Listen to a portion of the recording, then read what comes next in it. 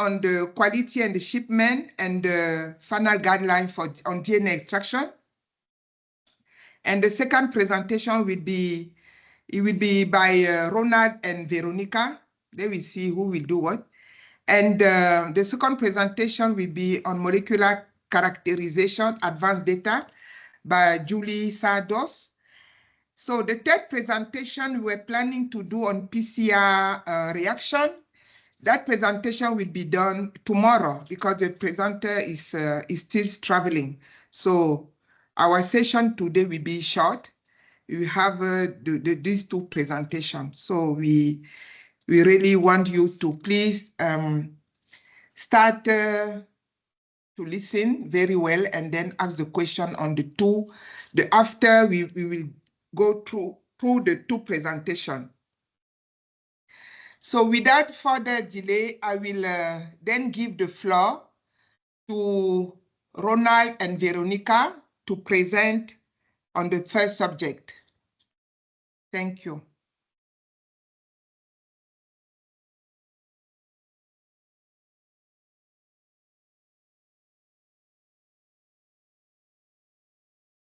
Thank you, and good morning to all. Today we're gonna talk the last session about the DNA extraction and all the procedures. And I'm gonna talk you about the DNA quantification methods. The last session we viewed the fundamentals of the extraction. And in this occasion, we're gonna see the final steps in which we're gonna to review the quality of our extractions, of our samples, and in this way verify if our protocols are working well for our samples. So I'm gonna to start saying that the quantification can be done for several methods. I'm gonna to show you here only three, the most used three methods to estimate the amount of the DNA that were produced by our protocols. There are three. The first one is based on the absorbance. I'm gonna explain it later. The second one is based on the fluorescence of another compounds. And the third one is the electrophoresis reviewing of our samples. For the first method, for the quantification, is the absorbance that I define it as the measure of how much the light is retained by our DNA sample, given a specific wavelength that was emitted. This is a property of some molecules that have the capacity, the ability to retain or absorb the emitted light. This is the basic principle. So in this way, for the case of the DNA, the nitrogenous bases, the nucleotide bases, purines or pyrimidines, have rings in their structure that you can see here. And these rings have the ability to absorb ultraviolet light. So we are gonna use this phenomenon, this characteristic of the nucleic acids to estimate the amount of the molecules in our samples. The next definition is that we can use an spectrophotometer, the equipment, to make a record of the absorption at different wavelengths of the UV spectrum. So we are not going to make to test the absorbance at a specific wavelength, but all around a very large range of wavelengths. In this way, we can see here in the image that for all the 4 nucleotides that compounds the DNA, each one has a specific pattern of absorption along the 200 nanometers to 320 nanometers, All these are in the range of the UV light. So you can see here the different patterns of the 4 different nucleotides. But combined these 4 different patterns in our sample, because our sample is a very large amount of nucleotides, in the case of the genomic DNA, for this compound of the large genomic DNA, the individual patterns or absorption spectrums are combined in a specific pattern of absorption for the DNA. This is what we know as the specific pattern of good quality DNA that you can see in the lower images. The other consideration is that for this spectrophotometric evaluation, there are another equipments. The most used are the nanodrop. You can see here there are another some models, different models for capacity of samples, but the principle is the same for all, that you can only need to add 1 droplet of your DNA extraction without adding any other compound, but directly put your samples in the equipment, and they will apply a different set of wavelengths to estimate the absorption of your samples, creating a graphic, a curve of absorption that you can see here.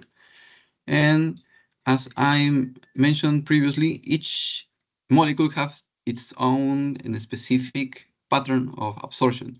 Here, we need to select that we are working with a specifically with DNA.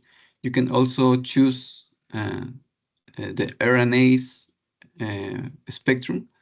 But for DNA, the absorption values that we will obtain will be multiplied by a factor of 50 in the case of DNA, with the objective to obtain the real amount of DNA expressed in nanograms per microliter.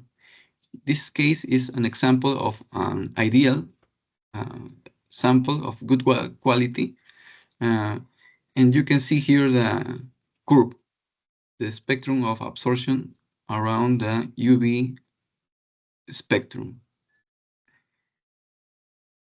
But we know that not all our samples will be of perfect quality. So we have some ratios of measure to estimate or infer the presence of some contaminants. And we are going to see 2 ratios. The ratio of absorbance at 260 versus the absorbance at 280. And for a good quality sample, the approximate value is near to 1.8, 1.9. The value is not a specific value because, as we know, different organisms have present different ratios of the nucleotides. So this moves the optimal number of this ratio around 1.8. And using this value, we can infer the possibility that our samples are with good quality if is in this range.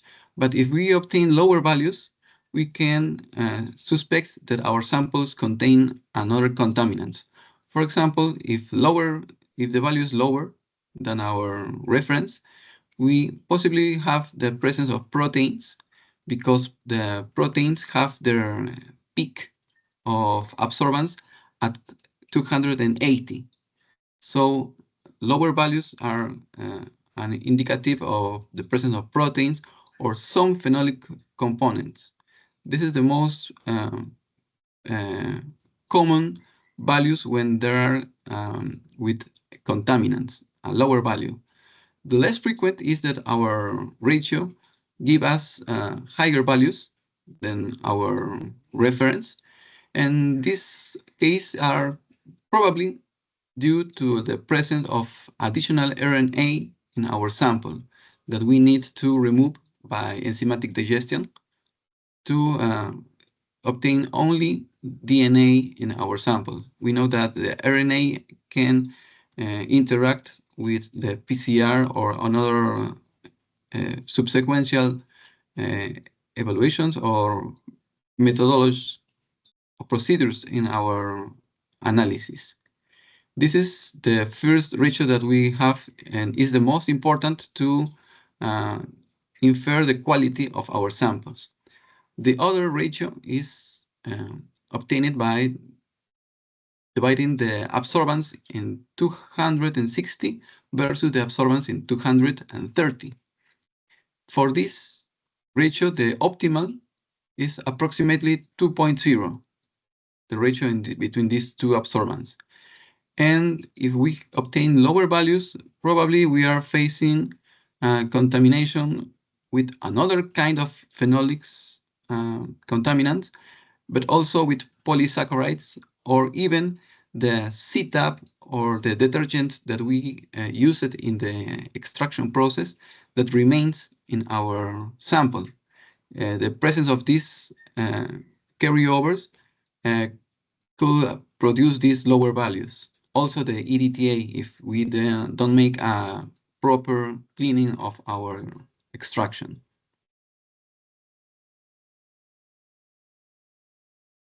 Again, we see here our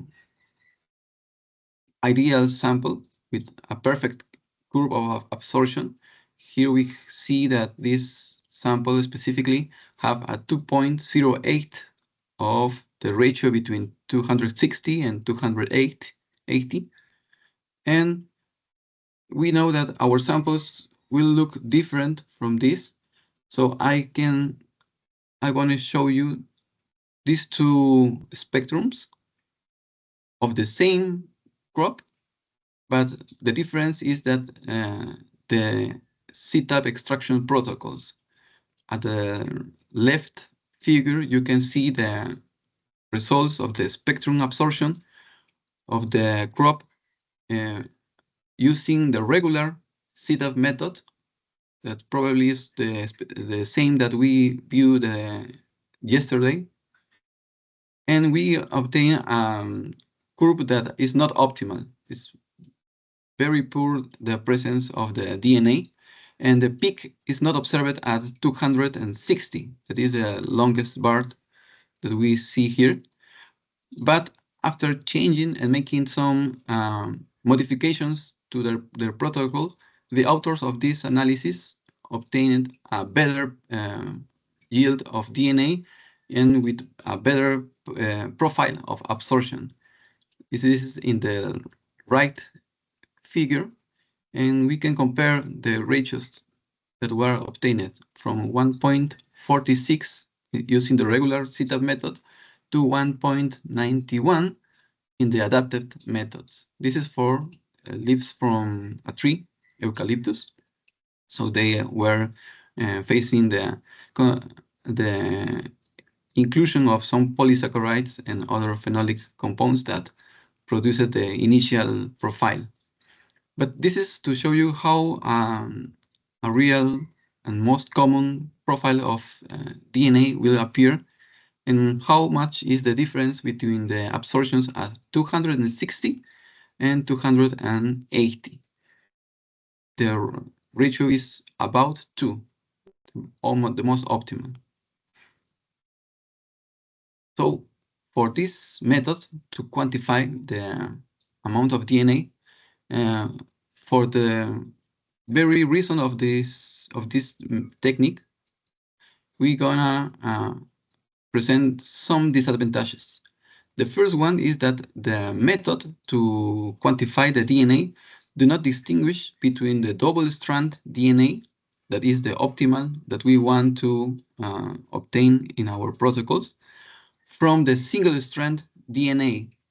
This is more important for sequencing approach methodologies, but not so specific for other markers, for example, with microsatellites, we can work and amplify our locus, our alleles, using also double or single strand DNA.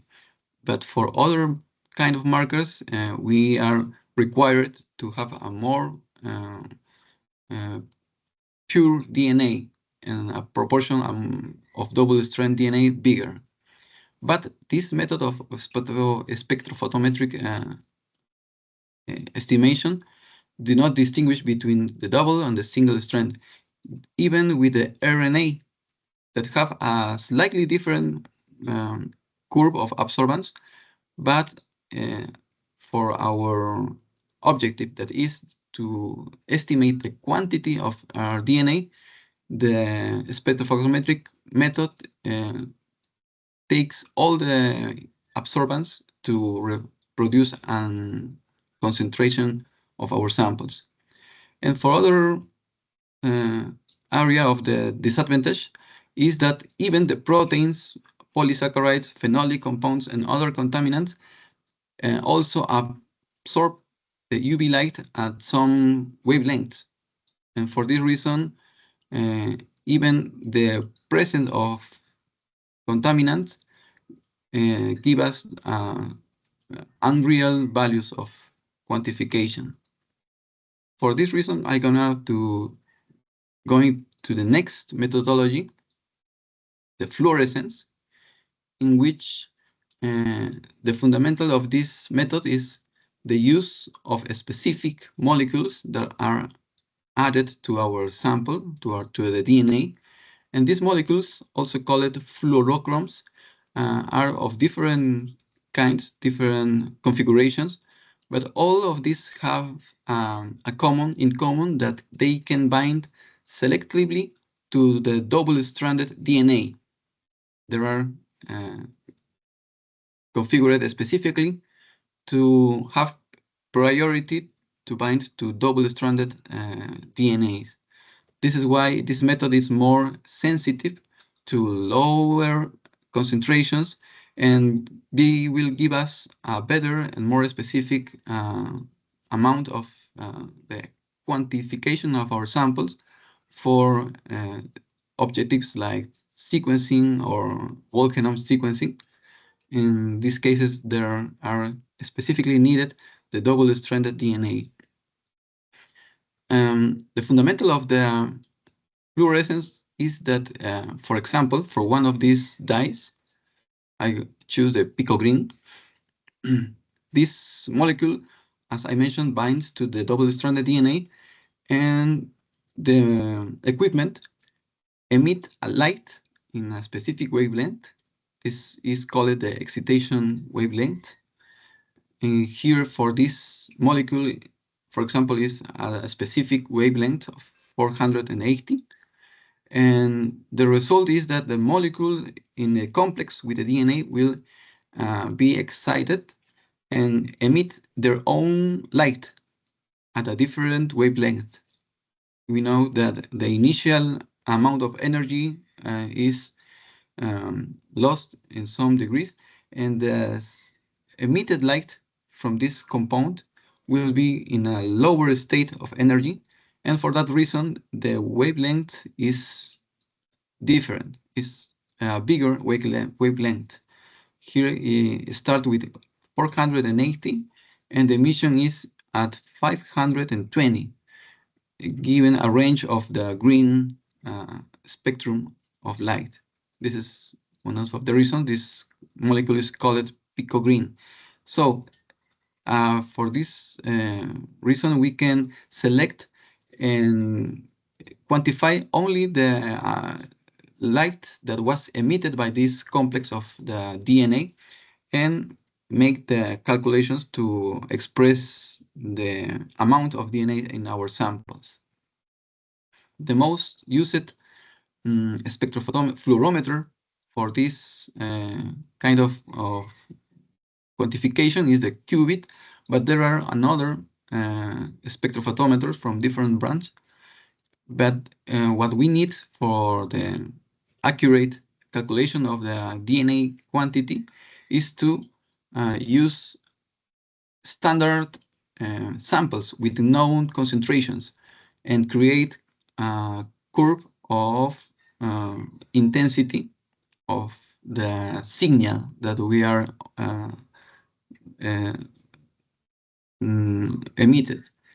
This is why a difference of the spectrophotometric method, in which we only need our samples and obtain an estimate, and the spectrophotometric, in this one other, in the fluorometric method, we need samples with known concentration to establish the correlation and estimate the concentration for all our samples. The third one is the most common. It's based on the band intensity of our samples in the electrophoresis yield. Here we all we know more about this method. The first one is that we use another molecule that also intercalate in the DNA. It could intercalate between double strand or single strand molecules. So the intensity of the bands are in relation with the concentration. Here we need also standards with known concentration to make the comparison. To the visualizing the intensities, we can use UV light or blue light. There is in more wavelengths, is a bigger wavelength and is safer for the management for the space. One consideration, I don't mention that disadvantage, but consideration to take when we work with this electrophoresis is that when we have samples with bigger intensity, with a lot of concentration of samples, maybe with very low concentrations, the linearity in our estimation is not the optimal. It has a bias when the sample is over concentrated or with low concentration. So we have to have this in consideration. That's why our standard of known concentration, for example, I added a sample with a known concentration of 100 nanograms. I need to put this sample at different dilutions to see how much is the intensity of the sample at 100 and how much is the intensity of this sample at, let's say, 50 or 20 nanograms to avoid the assumption, the wrong assumption of the intensities. The other consideration is that we need to not overexpose the image, the intensity of the resultant image, because if we do not consider this, our intensity of the bands will be overestimating the lower concentrated samples. We always need to see that the intensity of the image is the minimal for the correct visualization of all the samples. Do not overexpose the intensity of the image. And also, we have to consider that if our sample is contaminated with some polysaccharide or even RNAs, the migration of our sample will be altered. So in the intensity of the band. The requirements, for example, for a genotyping platform, that is one of the main goals of our DNA extraction, that our samples have the requirements to be used in the genotyping method. For example, for DART-seq, that is a method relied on the enzymatic digestion and followed by sequencing in Illumina platforms. For this, the initial concentration that they require is 50 to 100 nanograms per microliter and a volume of 20 to 30 microliters. That for any protocol of extraction, the volume is suitable, but the concentration is the challenge in some species. So in cases that we don't achieve this requirement, we can make 2 or 3 separated extractions and then combine it and lyophilase or remove the volume to reduce the volume and increase the concentration. And finally, the best practice for this for the shipping of these samples is to test if our samples are not with nucleases or with other contaminants that can introduce a bias by avoiding the action of enzymes. For these two options, two cases, we have to make two different tests.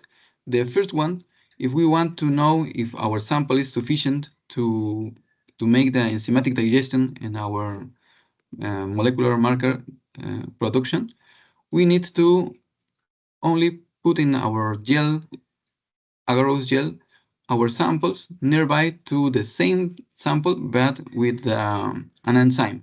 It don't need to be a specific enzyme. The most cheap enzyme that you have in your lab, you can make a digestion test to see after the incubation of 1 or 2 hours that all the genomic DNA was successfully digested. And for the other side, if our samples contain traces of nucleases, they are not required and will be discarded for the dark-seq in this case. And to verify the lack of nucleases, we make a similar protocol in which we add only the enzyme buffer, the digestion buffer, but without adding the enzyme. Only put our sample with the enzyme buffer, only with the buffer. And incubating, if our samples are good without contamination of nucleases, after the 1 or 2 hours of incubation, our samples in the gel will appear the same with a high weight of in the gel. This is how we look for our samples before shipping. And this is what I want to talk about the quantification methods and the requirements for the genotyping. I'm going to give the time for Veronica's presentation.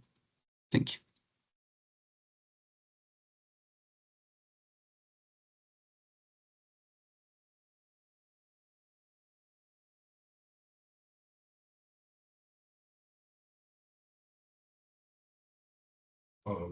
Hello.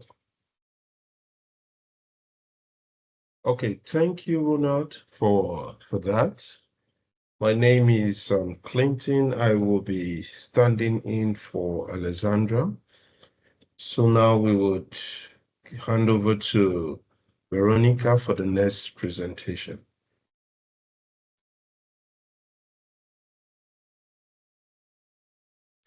Veronica, if you can unmute. Microphone. If you can unmute. Okay. Hello, everybody. Well, I would be talking about the DNA quality troubleshooting a bit more. We talked about this yesterday, and Ronald has talked about some troubleshooting, especially with the shipping. I forgot last time to put my email. So this is my email, Veronica Valencia at CGIAR.org. So if you have further questions, you can ask me directly. So, okay, I would want to start with saying that error is normal. So the first thing with troubleshooting is that sometimes we make mistakes, especially when we're starting to do new protocols or we're working with different crops, new crops for us. So we have to keep in mind that the errors are natural, part of the learning process. We have to stay calm and keep going, and we will improve, right? So sometimes we have to accept that some things will go wrong, and sometimes you have to repeat the process. There are samples we cannot save. So that is part of what is normal. Having said that, there are some common issues and there are some common solutions too. I prepared this presentation based on some questions from yesterday. So, so maybe we can solve them today. So one of the first problems is the low yield. So sometimes this happens because we don't weigh enough tissue, we have insufficient tissue, or we don't grind enough, right? So this is the first thing you can solve by increasing the tissue that you're using, or maybe grind a little bit more. You can grind more time in liquid nitrogen, or you can do another cycle in the fast prep with beads, for instance. So this could be something that you have to standardize in your protocol first if you're not obtaining enough yield. And the other problems we have is polysaccharides. That can be solved by adding more PVP or more sodium chloride to the extraction buffer, right? It doesn't always work, so you have to again do a standardization with these reagents. I, for instance, tried to do this for the problem I had with oxalis. I had the problem of co-precipitation. So my DNA was precipitated with these oxalates, and I couldn't get rid of them even when I add more PVP. What I haven't tried was more sodium chloride. And well, the other thing is DNA degradation, as Ronald talked about active nucleases. So you can use better preserved tissue. And if you have a poor sample preservation, maybe do it as quickly as you can. Maybe you can save it. Or also you can add more mercaptoethanol to avoid oxidation. The problem with the sample transport, you can use silica gel when you're transporting your samples to the lab, or maybe flash freezing the samples, etc. This is common practice when we have those type of problems. Now, as something very specific that we do, but this is not something you should try from the beginning. I think that you should try with just a few samples to see how your protocol is working. But what we do is that when we have enough material, especially when we have in vitro material, you will have more material. So to take advantage of that material, we do an extraction for the sample and the replicate at the same time. So we do two samples that from the same plant, right? Sometimes you can extract one, and then the other one would be on the freezer and on the refrigerator for if the first samples fail. But if you have more technical experience and you can work with both at the same time, you can do it. For instance, in this case, 96, 97, 98, and 100 are samples that are the same plant that were extracted twice at the same time. And you can see that we have this phenomenon that one of them is much, much better than the other, even if it's the same material, etc. So we tend to do this. Most of the material, both of them would be okay. And if the yield is quite low, we can even mix both of them and reduce the volume. But in this case, I won't have to repeat the whole process again, because I can choose one that is that works okay for to send to sequencing. So sorry. Okay, so I'm not going to go deeper into this because we don't have much time, but you can find many protocols that suited for reducing the amount of your contaminants. In this case, with polyphenols, you have this publication for DNA isolation. from David Jobs. And they prepare a buffer for a pre-treatment without the setup. They do only PVP and mercaptoethanol and, well, the rest of the reagents, but avoiding the detergent. They grind the tissue, they incubate it, and then they add the detergent later, right? So this is a protocol they try. I never tried this before, but this allows the release of the DNA to allow the mercaptoethanol and the PVP neutralize the phenolic and polyphenolic compounds. And another example, we have this protocol that for plants with high levels of secondary metabolites and polysaccharides, and without using liquid nitrogen and phenol, is a pre-treatment also, a suspension buffer, an incubation, and then the extraction buffer. So I don't have experience with these protocols, but as I said, it's only to show that you can find a protocol that might work for the samples you have. But I was asked yesterday about a protocol I do use to reduce the mucilage that for samples with a lot of gum. So this is a protocol I do use. I apologize. I really tried to find the original protocol, but I haven't found it yet. But this is the preparation. So we do a wash buffer that is a pre-treatment, right? And this is what helps me helps me work with my plants with a lot of mucilage. And one advantage is the sorbitol helps keep the nuclei intact. So when you grind, you don't lose the DNA too much. But you have to be very careful, because if you grind too much, you would probably lose yield. So the other one is this setup in 3x concentration and high salt buffer.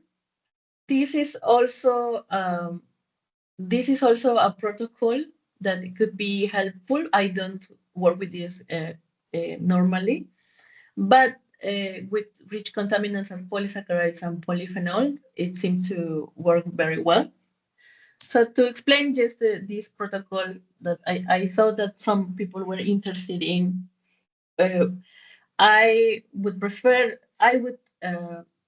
100 milliliters or 250 milliliters of the sorbitol wash buffer. And first we mix it, right? Then in a glass bottle, I would sterilize it. And then I would have my stock of wash buffer, and I would do an aliquot only for the amount I'm going to be working with. And we have to add mercaptoethanol, 1 milliliter per 100 milliliters of sorbitol wash buffer, right? So it's not normal to have your stock with mercaptoethanol. So you store it without mercaptoethanol, and when you are going to use it, you add the mercaptoethanol. So I will do about a 1 milliliter of sorbitol wash buffer just with the collected plant without CETA. Here we don't have CETA. Then we add a bit, and I grind it for one cycle normally of 20 seconds or 2. But you don't have. If you grind too much, you can lose a lot of DNA. So I grind from 1 to 2 times, and after that you remove the sorbitol because it is a pre-treatment, and you have to be very careful not to remove anything else that is not the sorbitol. This would be very, very gummy, right? And you have to remove all you can, because it would stay there, and it could cause some problems, and it could show at the end. So you have to have some technical expertise to be able to do this protocol. And after you remove all the sorbitol, you add the setup and you continue your protocol. This is an optimization I do and it's worked very well. It's been working with setup extraction, but it also works with a kit I use, a SPSNA plant, which is great for plants with contaminants. It's not an ad. It's been working for me. But the problem I had is that the spin columns get stuck with the mucilage. So I was not recovering enough DNA. So when I do this pre-treatment, I don't have that problem, and it works like any other sample that doesn't have mucilage, and it's the yield and the quality is quite better. So this is an optimization that I've done. For instance, in my case, it doesn't mean that it's going to work for any case. And the other thing is that, for instance, for the problem I have with oxalis, that we find that working with leaves, if they are not very, very young, and even when they are young, we have the problem of the oxalates. We try these sprout tips. This is a potato, but it's just for example. That just the tip of the sprouts, right? Many tips. The quality is quite good, and we don't have the problem of oxalates. So maybe you can try to, instead of leaf, if the leaf is quite difficult, you can try a sprout tip if you're working with tubers. And the optimization we did this was to grind one more time and use, I'm sorry, I didn't put it here, 2 microliters more of mercaptoethanol per sample, and it works wonders because we have good nucleic acids, more than 1,000 nanograms per microliter, and the absorbances are quite better than the rest, right? So I took some time to see also this is something I knew it existed, but I haven't studied a lot. So there is some kits to recover degraded DNA, and there are some kits to recover when you have a bad sample in quality. But if it's heavily degraded, the repair of the DNA is probably often impossible. And if the degradation is mainly due to inhibitors, you can use a concentrator kit, right? So this is also not an ad, just something I was looking for. But it seems that it's not necessarily made for when you have a bad extraction, but when you have herbarium tissue or ancient DNA, so you cannot do anything about it, right? So what they claim in instance for this kit of New England Biolabs is that you can recover damaged, compromised, and degraded DNA, right? So I've never tried it, but as I say, there are some products that you may want to look at. And the other is for fragmented or low quality DNA. Just recover that DNA that doesn't have, that has good low quality. And I found 3. CIMO research, the concentration of the improved usability of PCR, QIAGEN for, again, it's normally for ancient and degraded DNA. And this nucleospin for low yield and positive degraded DNA. Again, it seems that it's more for forensic or archaeological samples because these are samples you cannot duplicate, you cannot repeat. So I would say that if you have bad quality and if you have the possibility, it would be more normal to extract it again, unless those samples are very unique and you cannot save them. I've tried this CIMO research DNA concentrator, and fortunately, in my case, it didn't work because I had to. If the yield was low, and when I used this, I recovered very low yield. So in my case, it didn't work, but it doesn't mean that in your case, it doesn't work. The good thing about kits like this is that you can sometimes ask for a test of 5 of their samples and to try in my work, right? So this is all. Thank you very much.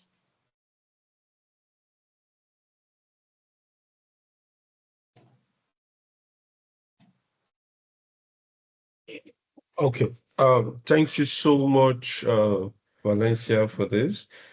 We are now going to move on to the next presentation. We'll invite Julie to present her slides. Hello all, so let me just share my screen with you. Okay, now I'm going in presentation mode. Okay, wait a minute. Okay, is it okay like this? Yes. Yes, okay, thank you very much. So, oh, sorry. So now we will make a big step forward and we will dive into molecular characterization and more specifically into advanced data and high throughput genotyping data and the VCF format. And we will also see the power of coverage information. But first things, please, let me introduce myself. So I am Julie Sardos. I am a genetic resource scientist at the Alliance of Biodiversity International and CGIAR. I work with the Banana Genebanks and I'm part of the characterization team. So in this team, we have different skills that goes from bioinformatics and bioinformatic development to data management, genetics, and genomics. So this presentation will be structured in 4 sections. So the first section will be on the basic principles of genetics. The second section will be on the basic principles of high-throughput genotyping. So these 2 sections will be redundant with things that my colleagues presented or will be presented. But since we are a lot of people connected with very different backgrounds, I just want to be sure that we are all at the same level on the basic concepts that we need to understand to go to the part number 3 that will deal with the data format and with the variant call format, otherwise named VCF, and the 4th section that will be focused on sequencing depth coverage. So very basic concepts. Let's start with that. So all living entities are made of cells. In the cells, you have nucleus. In this nucleus, you will have DNA. This DNA is arranged in chromosomes. So in diploid species, the chromosomes are organized in pairs. The number of pairs present in your... let me take this off, sorry. So the number of pairs in your organism will be the basic number of chromosomes, okay?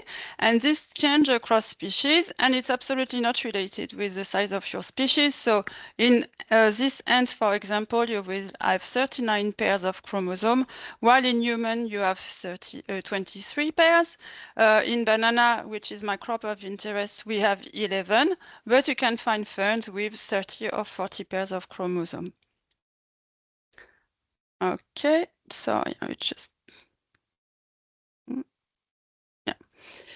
So this pair of chromosomes are called homologous chromosomes, and they correspond to 2 sets. The first set is inherited from the male parent, and the second set is inherited from the female parent.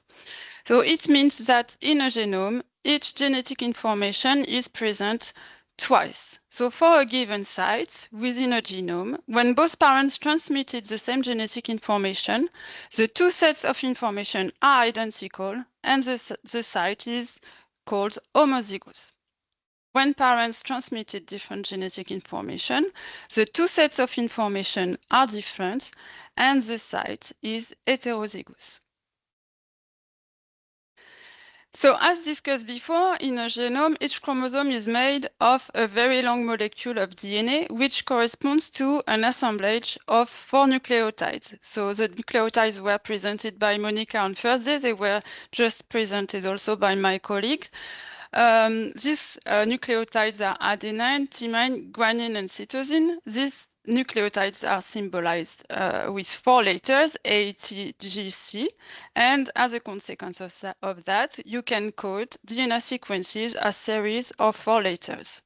So if we take our organism with 7 pairs of chromosomes and we look at the pair number 7, the homologous chromosome number 7, you will have chromosome 7A that was inherited from one of the parents and chromosome 7B that was inherited from the other parents. If you take homologous regions with this chromosome and if you compare them, those regions are nearly identical for all the bases. For example, at the beginning of this region, you can see that in both chromosomes, you can find GA, TA, TA, and so on. Those sites are homozygous, okay? But once in a while, you will see a variability. Some bases are different in the 2 chromosomes. Here, for example, in color, you can see that chromosome 7A has a G in this specific position, while chromosome 7B has a C. Okay, and in the other position, you have one chromosome with a C and the other chromosome with a T. So these sites are heterozygous sites. So now the high-throughput genotyping and the basic principle. So here again, some of my colleagues will explain this much more in detail. DNA extraction just happened yesterday and today. So the basic principle is at the beginning you have DNA extraction. So my colleagues just presented on that matter. It's very often it's from leaf tissues. I just learned that you can try this from sprouts, potato sprouts. So once you have extracted your DNA, the DNA will be processed. So typically in high-throughput genotyping, DNA is digested with an enzyme. It means that it is cut in tiny pieces. So these tiny pieces are treated and processed in other ways, and they are also amplified through PCR and then sent for genomic sequencing.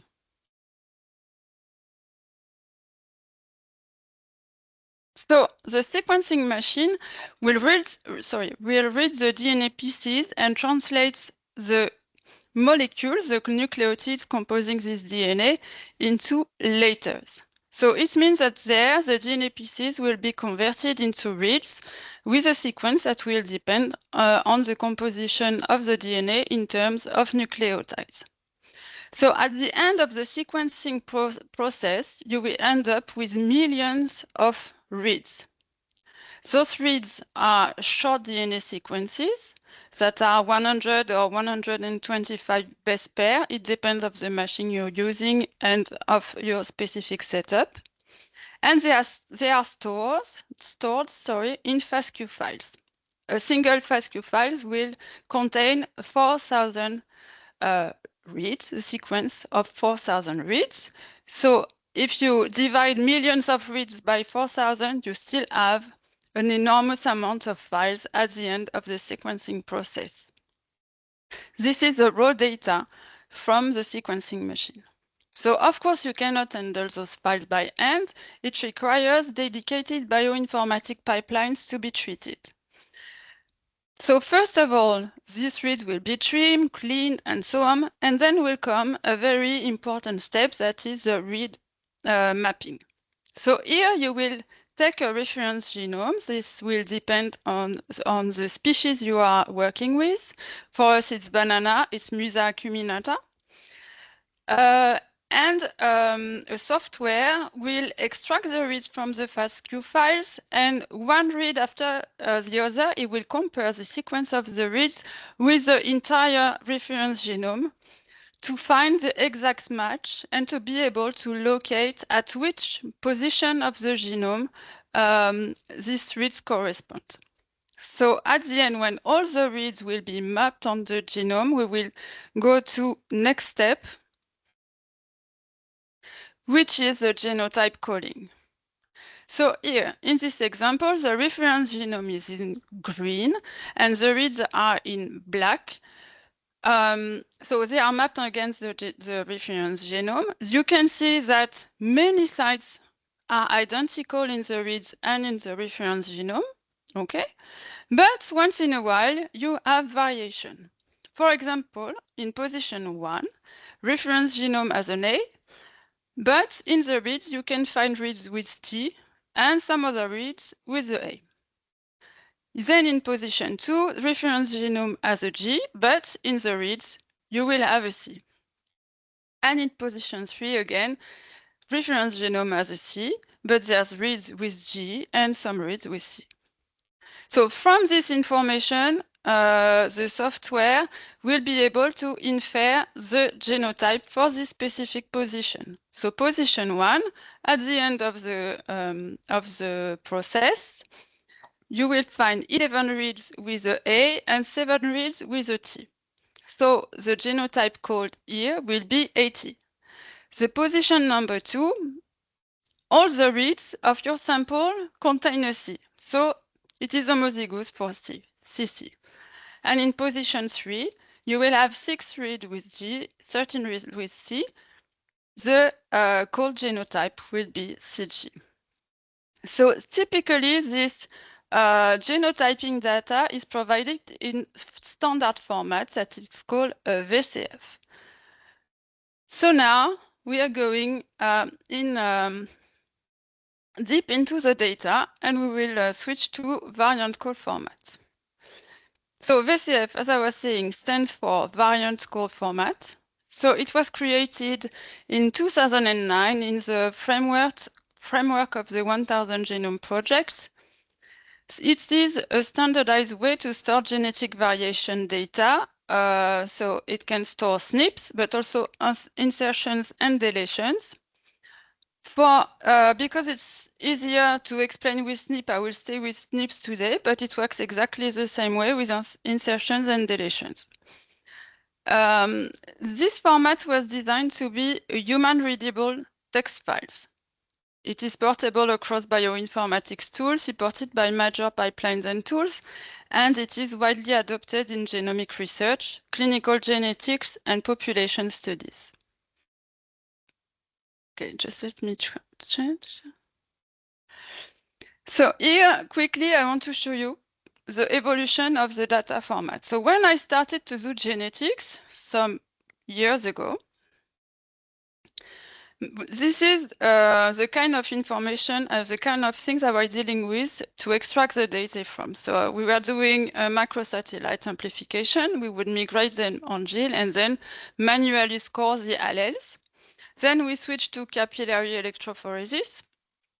Here again, by hand, supported by a software, but still by hand, we would determine the allele corresponding to each peak. And at the end of this scoring process, you would have data sets that would be easily endable and that you could, like this, that you could open easily with Excel, format, edit, and so on. Nowadays, this is a bit of a FASTQ files, so raw data, and from this you extract information that are presented under this format. So in this file, the VCF files, you have hundreds of thousands of data points. You cannot handle this by hand, but it's important to understand how it is structured and what kind of information you can extract from such files. So of course, you cannot open them with Excel. It will absolutely not work. But there is this free software that you can find online that is Notepad++, and that will allow you to visualize your VCF file. So if you open your VCF file with Notepad++, you will see this. This is the upper part of the VCF file. So you'll see it's divided into two sections. The first section corresponds to metadata. These are parameters that were used for the genotype calling. For example, you can see here it's written in this metadata which version of which reference genome was used for the mapping and the SNP calling. And you can find also other explanations on the VCF content. And then on the lower part, the biggest part, you'll find the data. So we will zoom a bit on the data to see how it is structured.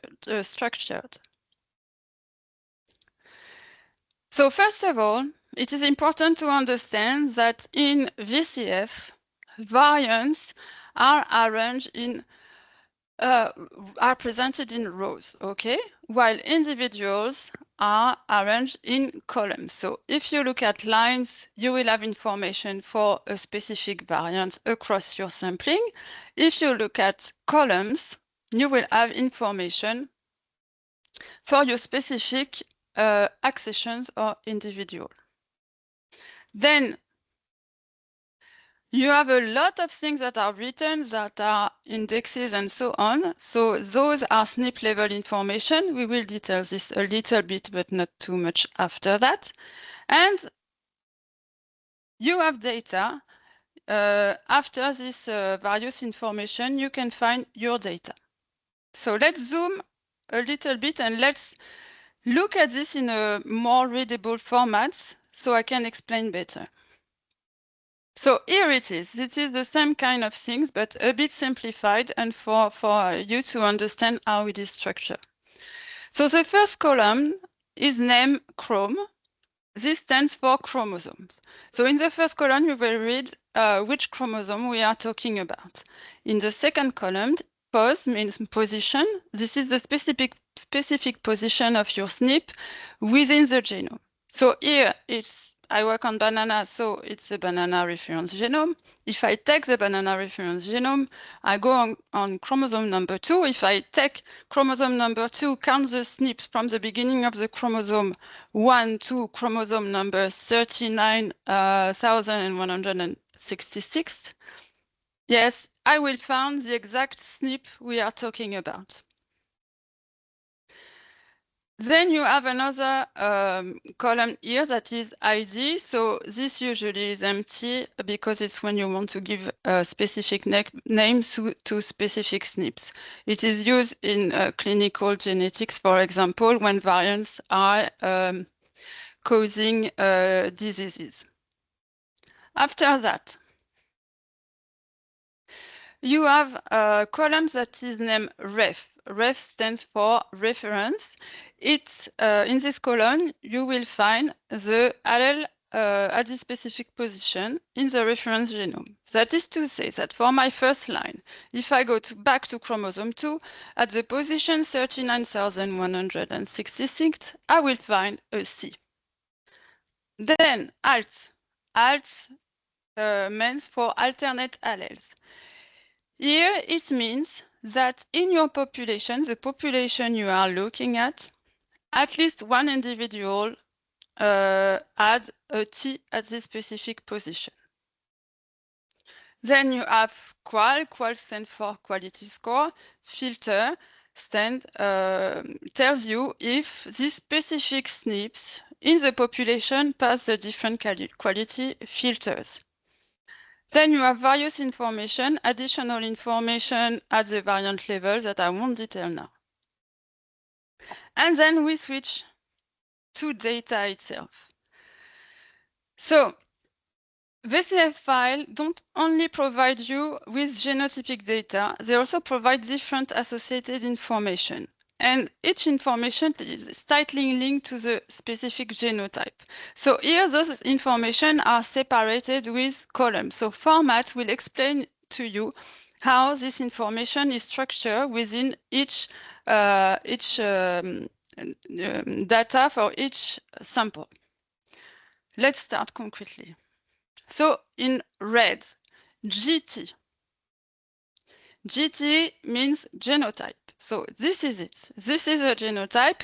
It is coded with 0, 1, and dots separated by a slash. Okay, so here be careful because 0 stands for the allele on the reference genome. So you look at the reference columns. 1 stands for the alternate allele, dots stands for missing data. So in Musabog 18, my sample here, I see that my on the first line, my genotype is 0/1. So this means that you have the reference allele and the alternate allele that are both present in my Musabog. So this sample is heterozygous at this site. At the contrary, if you go to the neighbor, Musabog 27, the genotype is scored as 0/0. It means that the specific sample here is homozygous for in this site. Then dot/dots, this is missing data. And if you find 1/1, you have an homozygous for the alternate allele. Then, other important information in blue, AD. AD stands for allele depth. So this is the allelic dosage, okay? So if you remember well, we have mapped reads on the reference genome, and we were able to count the number of reads that were holding specific alleles, okay? So you have two numbers in AD section. The first number stands for the number of reads in which the reference allele was found by the software. After the comma, you will find a second number. It's the number of reads in which the alternate allele was found by the software. So here on my last line next to the arrow, you will see that 88 reads were containing the reference allele, while 12 reads were containing the alternate allele. Another related information in green, DP, which stands for site depth, is the total number of reads that were found in this given SNP. So most of the time, this number is equal to the sum of the two AD information, but sometimes it's higher. Why? Because some of the reads that are mapped on the genome sometimes doesn't pass the quality filter and are not counted with the genotype calling. However, they appear in this column. Then, so in yellow, you have GQ. GQ stands for genotype quality. So here it's important.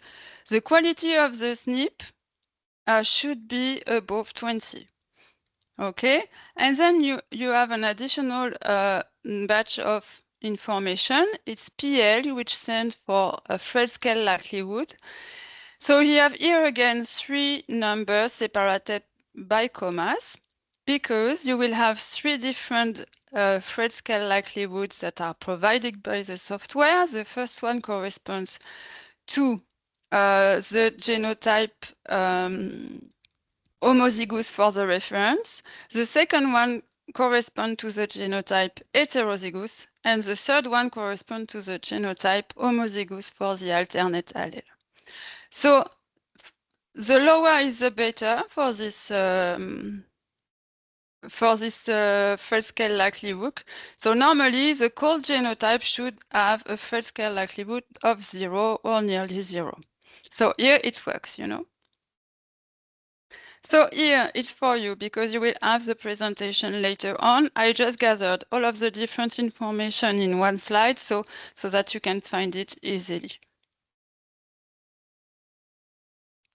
So now let's make a focus on sequencing depth. Sequencing depth coverage. So sequencing depth corresponds to the number of times or reads a particular nucleotide was read during the sequencing process.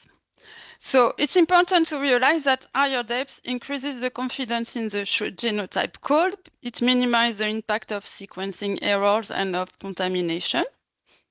Okay, but extremely high depths at particular sites can be suspicious. For example, if the average depth at your SNPs is around 40 and suddenly you have SNPs with a depth that is around 500, then you can suspect some mistake in the mapping process or some repeated sequences.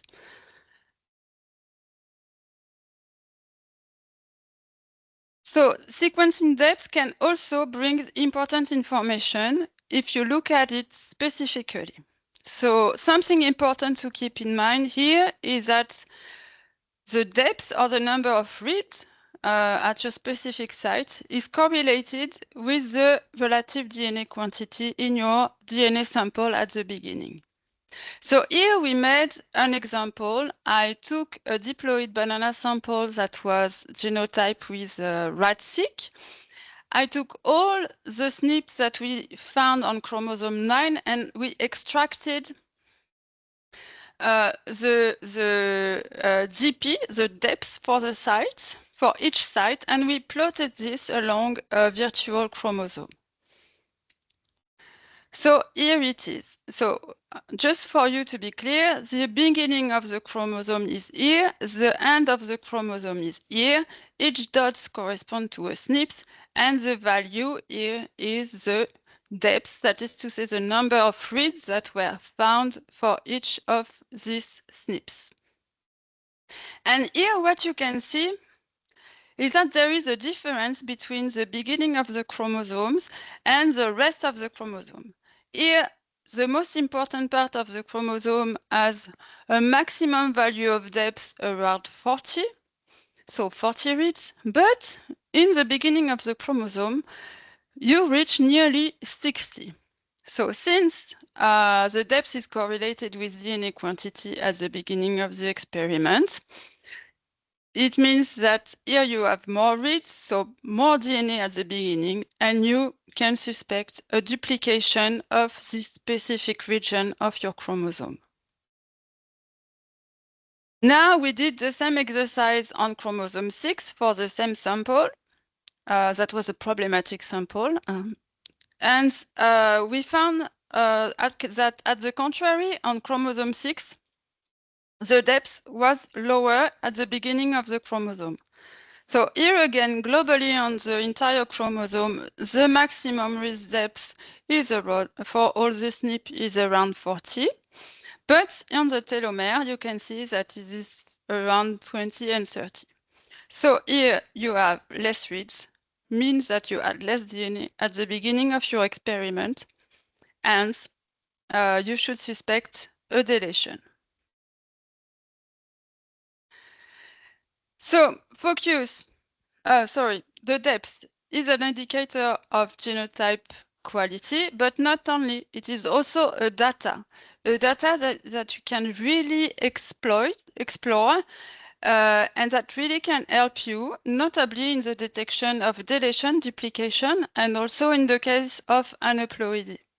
Aneuploidy corresponds to deletion and duplication at the chromosome level or at the chromosome arm level.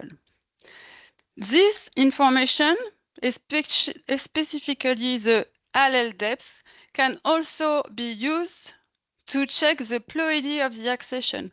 And this we will see next week on Thursday, I think, because I will make a presentation on that.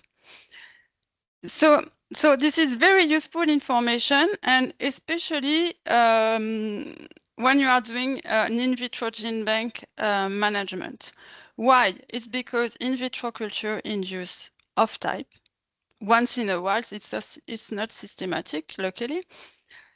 And we found that part of these off-types are correlated with big deletion and big duplication in the genome of the accession. So by doing high-throughput genotyping, we can screen the accession for this kind of big chromosomal and genomic events.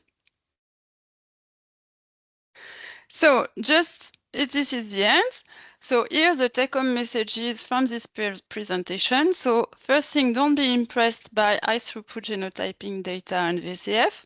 Here you have a few keys to understand how your data are structured and what kind of data you can expect from such experiments.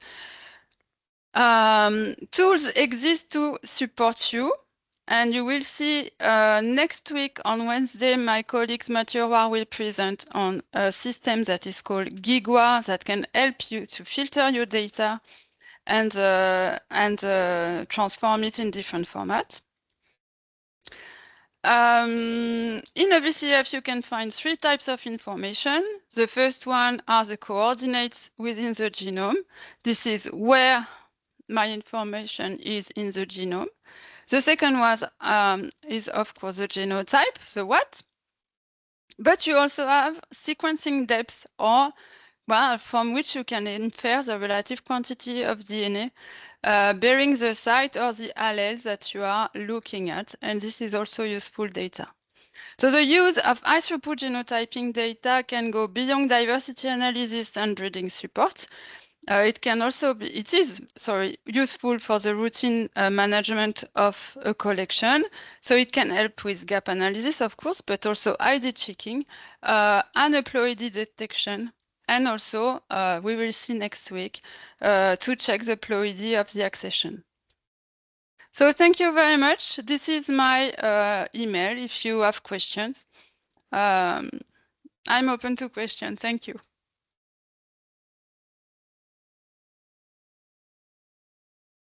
Okay, thank you so much, Julie, for that awesome presentation. Now we will be going on for questions. I encourage you to put out your questions on the Q&A box. First, I see Isa Zachary. Isa Zachary, your hand is up. So we're going to take the first question from Isa. Isa, can you unmute?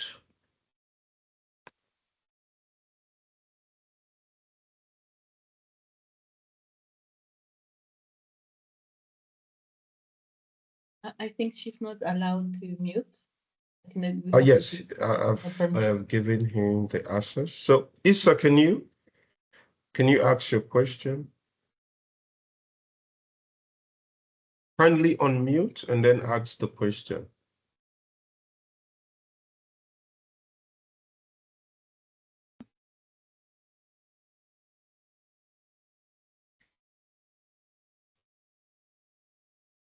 Hello. Hello, we can hear you. Yeah, can you hear me? Yes, we can hear you. So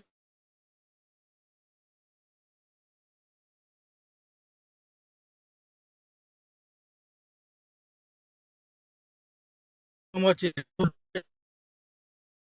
the program. Yes. Thank you so much. I think your voice was breaking at some point. Can you take back the question? No, yeah, I said I just want to ask if all the presentation will be shared at the end of the program. I believe so. Yes, at the end of the program, the organizers will put together the entire presentations. Okay, thank you, Isa. Thank you so much. We have Charles.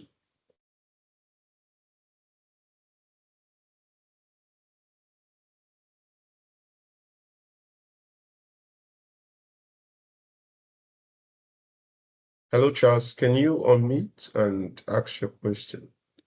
Yeah, thank you. And the presentations were very good. My question is on the presentation on the DNA extraction. So I want to ask, say I don't have access to liquid nitrogen, and I want to do DNA extraction using fresh leaves. Will I be able to get good yield and quality of DNA?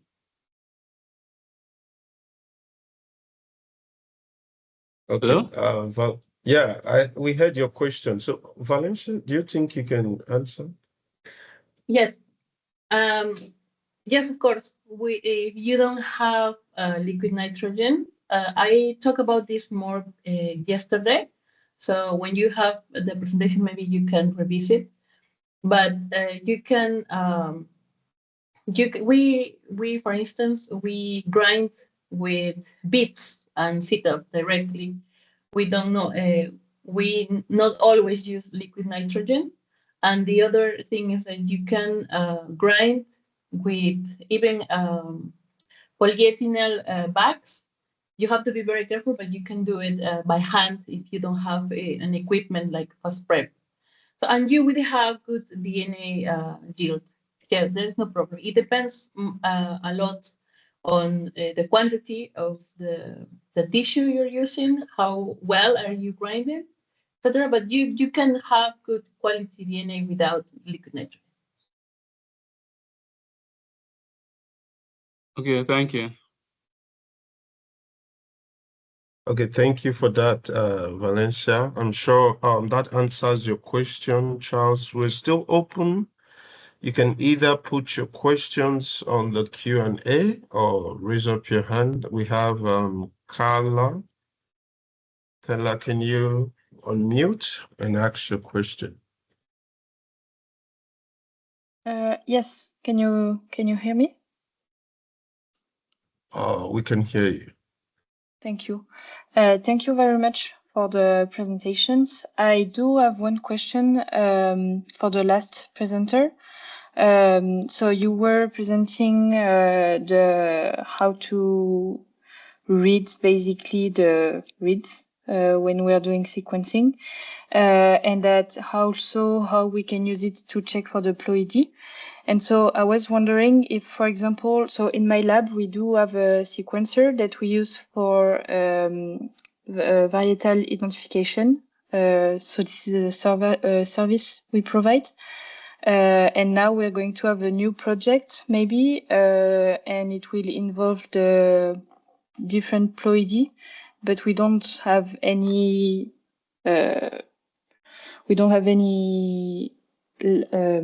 materials to check for the ploidy, but maybe we could use then the sequencer, right? I hope my question is clear. Yeah, yes, it's very clear. We have the same problem. For you to know that I work on banana, and there's 3 levels of ploidy in bananas. So most of the time we have flow cytometry that is made and we can check, but sometimes we're in the field, we don't have the opportunity to make the flow cytometry. So we use the high throughput genotyping data to check for the ploidy. So you can do this with different types of data, high throughput genotyping, so GBIS, RAT-seq. You can also use whole genome sequence or resequencing. But it's better to have a good quality of sequence, so a lot of coverage for your sequencing. So the highest number of reads are, and the better the inference will be. So this I will present more specifically next week on Thursday. I have a 15-minute slot, and I really want to show tools to do this checking with very simple statistics. Okay? Okay. So will you be able to connect next week? Yes. Okay, so yes, the next week you should have answer to your question on the methodology. Thank you so much. You're welcome. Okay, great. I think that answers Carla's question. We have Mary. Mary, can you unmute yourself? Audible.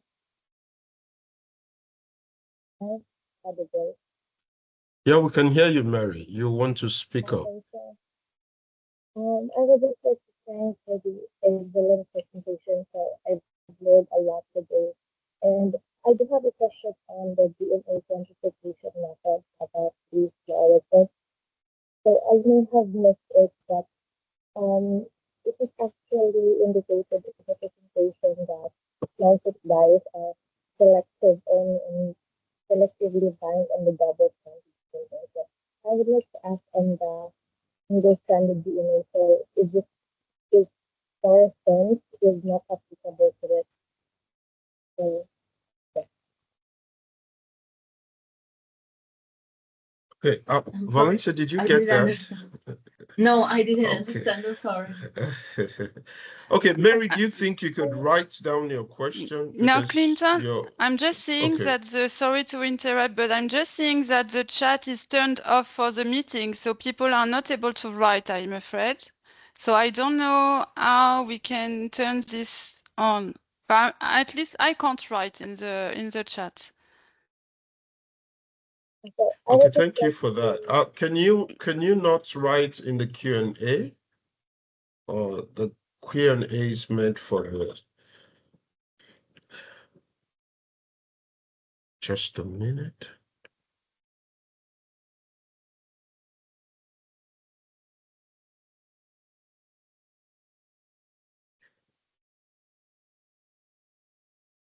Oh. Okay, so the chat was turned off for a reason so that everyone could write on the Q&A. So please So look yeah, on your I was screen. able on the Q&A to write something. It's on the top of the conversation, Clinton, if you want to look at.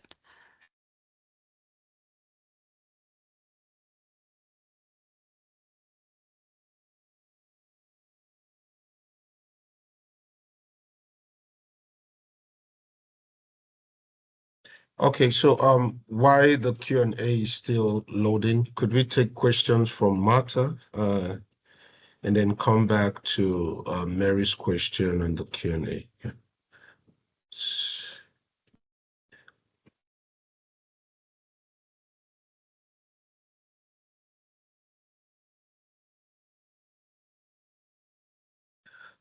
Hi, Martha, can you unmute and ask your question? Okay. Good afternoon, and thank you for the great presentation. My question is about the first presentation done by Ronald. I would like to know, you mentioned during your presentation about the enzymatic digestion that could be done on the quality of the DNA. Then my question is, do we have to proceed this before checking and being sure about the quality of the DNA integrity, or this step, it's a step that could be done even if we didn't check about the yield of the DNA?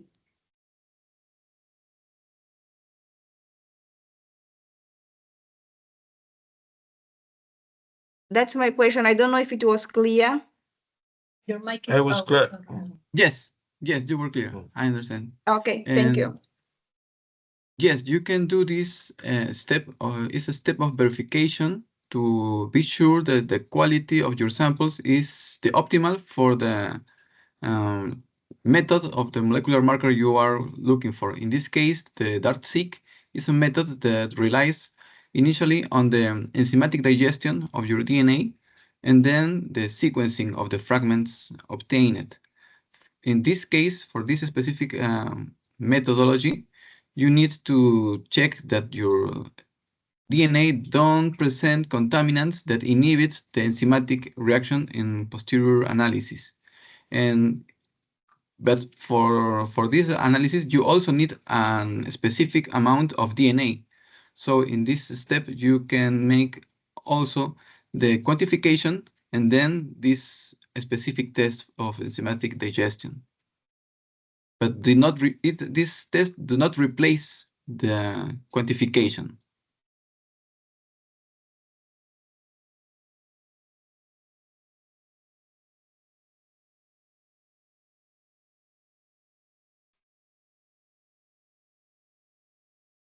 Hello? Does that answer your question, Martha?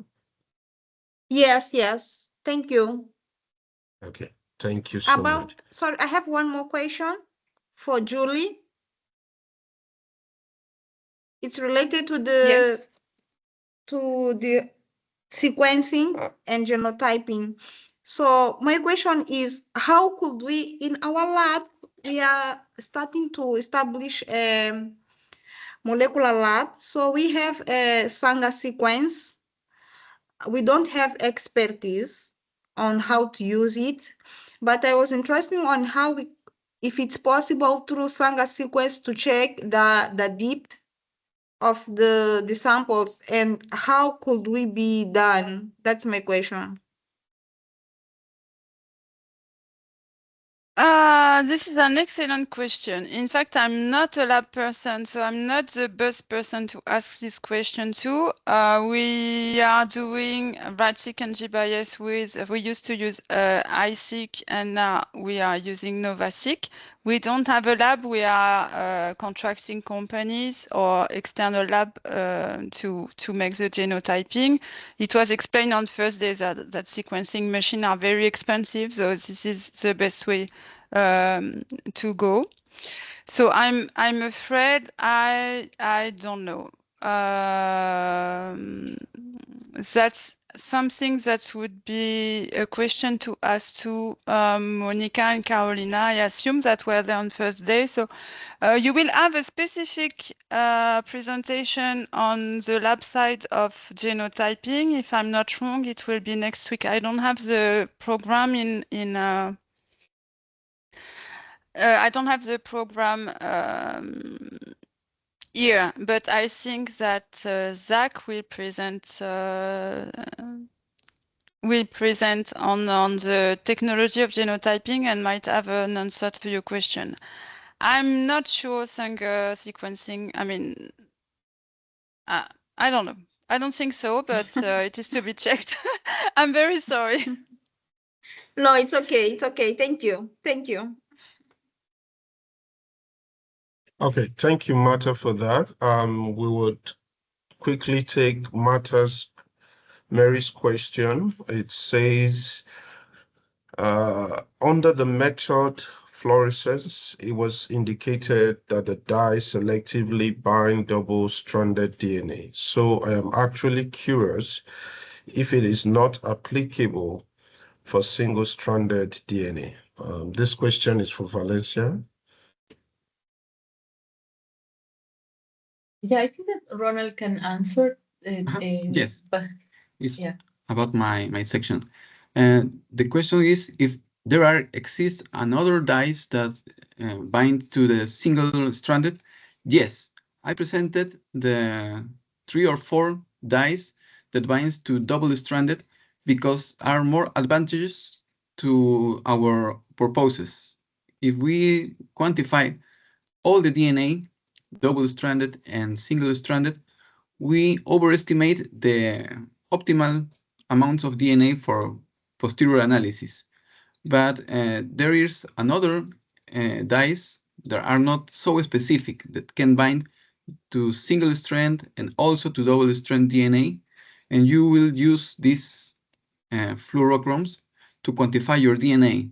Maybe you can successfully use these dyes to make or to obtain another markers like microsatellites, in which all the kinds of DNA works well to amplify based on PCR. But if you are trying to produce another markers more specific with the specific conditions, in that cases, maybe you can focus only on your double-stranded, but you have to make this choice.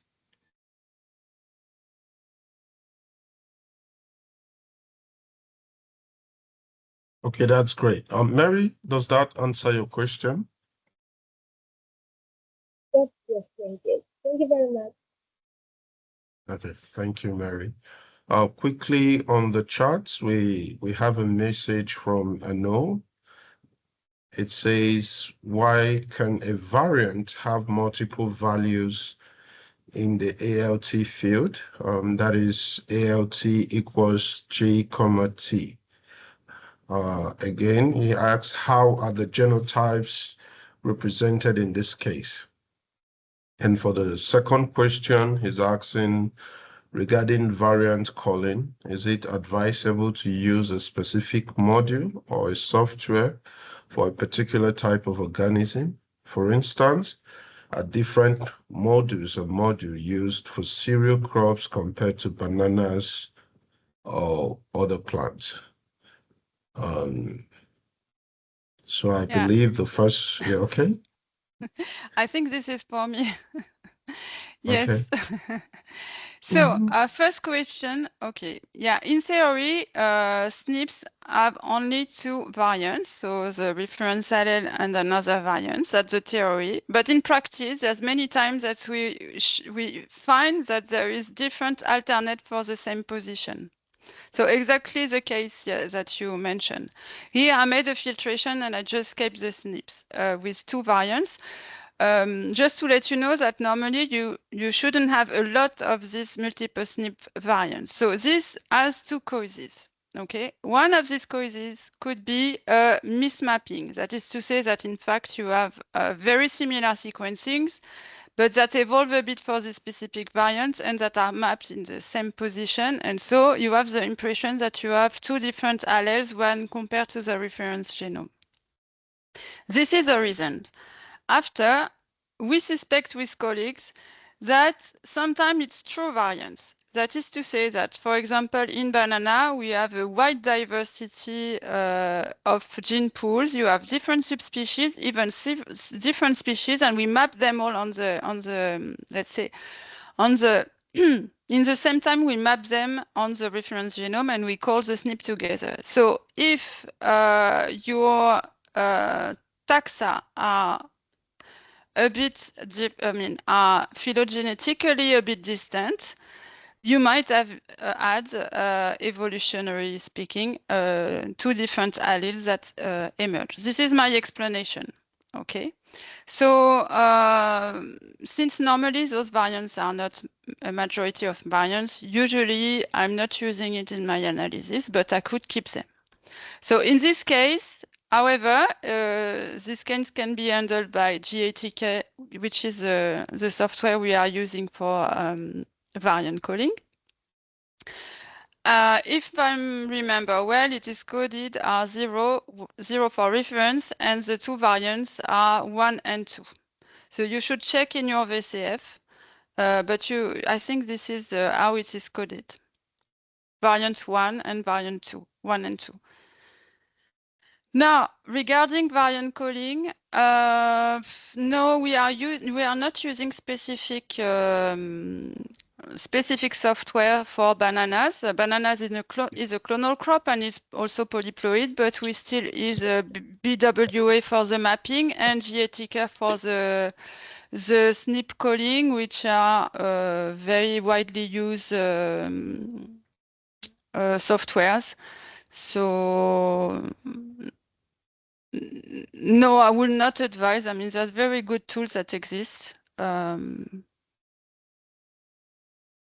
Yeah. Thank you. Hopefully it helped. Thank you for that, Julie. We have one more question. I think a question for Ahmed. He is asking, how important is it to remap our samples each time a new version of the reference genome for a species is released? So, Julie, do you think you could speak on that? Yes, sorry, I was reading the question. Oh, wow. That's that's a tough question. In fact, it depends if the new version has really improved since the previous version, I would say. So in banana, we are reaching the version number 4, and that's true that we have a lot of data that are mapped on number 2. But there have been a very nice improvement between 2 and 4. So we are planning to remap and recall genotypes for all the old data that were mapped on number 2.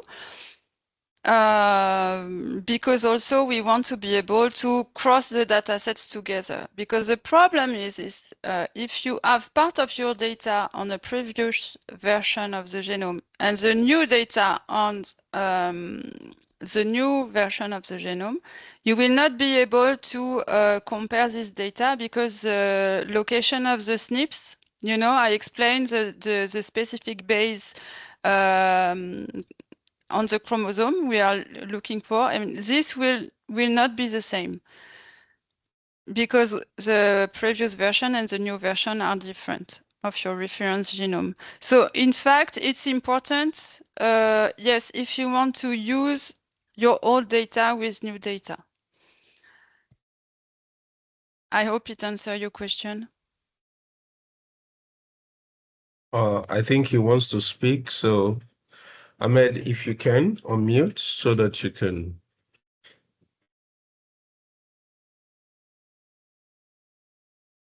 Hello, Ahmed, can you unmute? I can see your hands raised.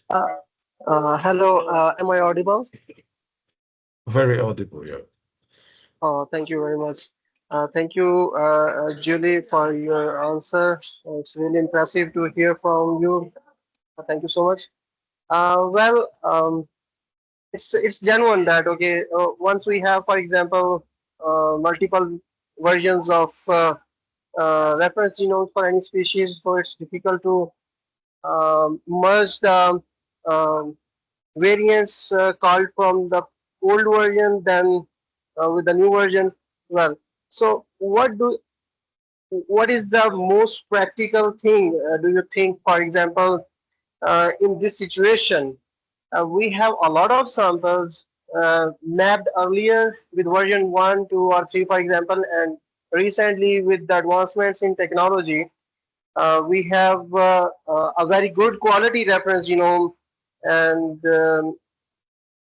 we know that we have to invest a lot of energies, resources, time to remap and all that. So what do you think, what could be the appropriate way to manage these things when the amount of our new samples are not that much, but the reference genome has improved largely? Thank you very much. I hope I could make it a bit clear. No, it's very clear. We have this problem too, and we have more and more samples that are mapped on the new genome. So as I was telling you, we are planning to do this mapping of the old samples on the new reference. But that's true that it's a lot of time, it's a lot of energy and staff time also. So I don't know if it's for a specific topic and you think that it will be enough for you to map the new sample on the old reference because for you it's important to analyze your data in bulk and make your experiment or your publication, I don't know, your study, maybe you can do that. Otherwise, if you want to continue genotyping the same species on the long term, if your lab is working really on this typical species, I think it will be important at one point to plan new mapping and new genotype calling for this old sample, but using the new reference. I mean, I cannot decide for you. This is really an institutional also choice, because as I was telling you, it's very long to do all this bioinformatics work. It's different people working on it. You need a server and so on, and it's a lot of time. So this is an investment for sure. I think it depends on what you want to do with your data. If you're doing breeding, maybe it's better to have the last version of the genome and have all your markers on the last version in the genome if you want to spot specific genes or specific region. If you do diversity and it's just for a paper, I don't know, maybe if most of it are on the old genome, maybe you will not get that much more information. I can't decide for you, but I understand your problem. We have the same, in fact. That's quite understandable and perfect. Thank you so much. You're welcome. Oh, thank you so much, Julie, for that response. I cannot see other questions.